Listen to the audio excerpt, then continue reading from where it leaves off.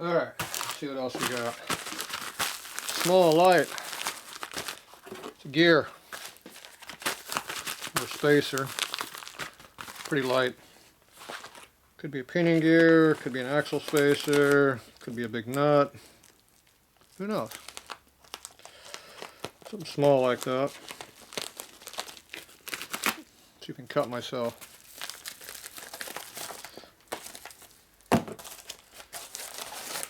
It's a Harley part, probably pinion gear. Pinion gear. 1986, it's going to be a Sportster part. What year was it made? It says yellow. It says yellow on it. There's your part number. So 86 is going to be 86 and 87 Sportster. So this is what you use on an S&S crank to put a late crank in your bike. If you have a 90 Sportster where they made parts for them.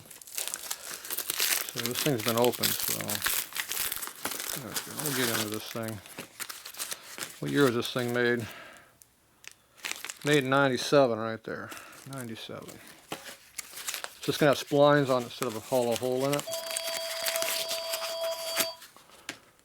So there you go. Splines. Be back. Alright, we're back. So it's pinion gear, splined. So this goes on your spline shaft instead of a round hole like the late ones are. So Harley went to the round one in 88 on their 4-speed bike, and then 5-speed it continued on. So that's 90. So all the way up to 03 when they quit making a Harley. Oh, well, they made new Harleys. So anyway, S&X makes stroker cranks for the old 5-speed Sportsters, Evo bikes. And this is the gear that's required to go on there, and Harley obsoleted these a long time ago.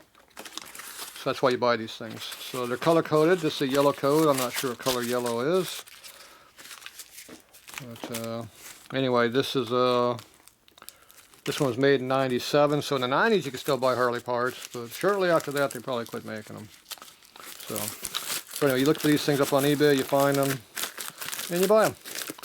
So now when somebody needs a gear for a stroker crank, I got one. The good thing about this is if you have an Ironhead Sportster and you don't have pinion gear for it, which would be a 77 to 85 bike, you can use this gear. You just have to trim like 1/8 of an inch or something off this, I recall.